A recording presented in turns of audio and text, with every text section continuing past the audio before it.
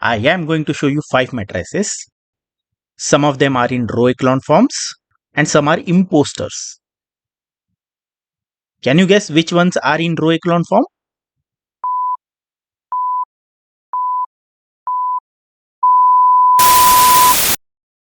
By the end of this video, you will identify them in less than 3 seconds. Imagine a staircase.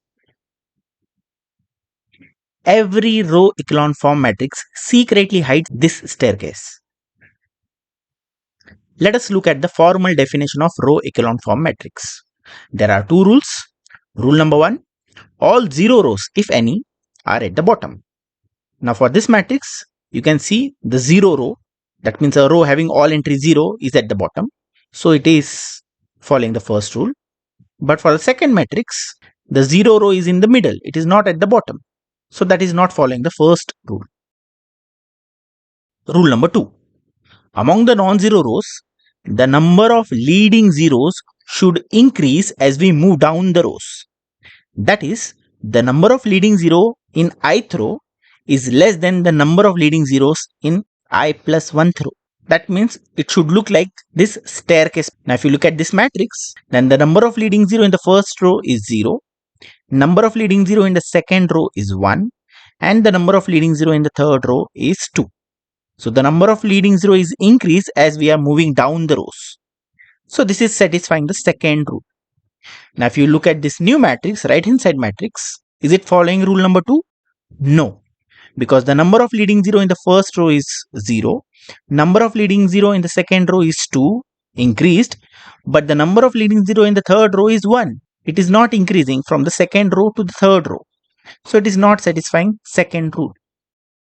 If a matrix satisfies both the rules, then we say that it is in row echelon form. Let us see few examples to get hold of this definition. Look at the first matrix A. Is it in row echelon form? Let us see.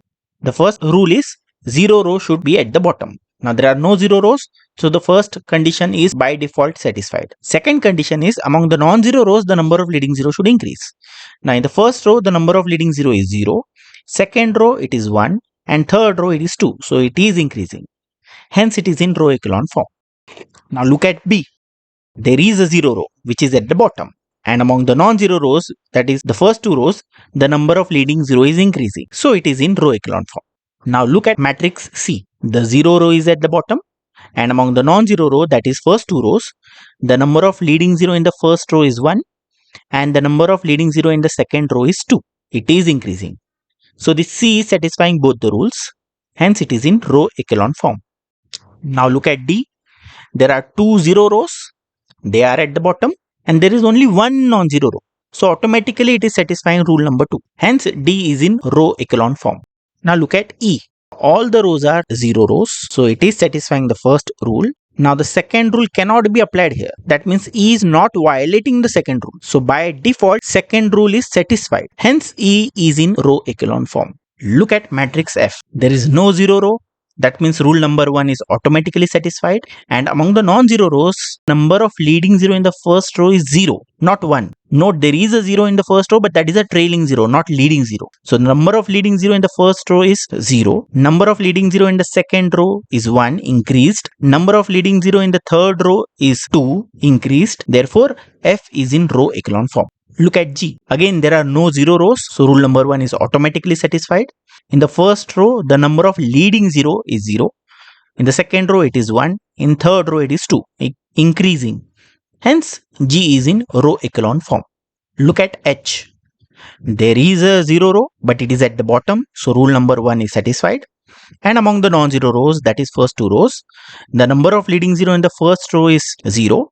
And the number of leading 0 in the second row is 2, increased. Therefore, it is in row echelon form. Now look at I. There is no 0 row. So rule number 1 is automatically satisfied.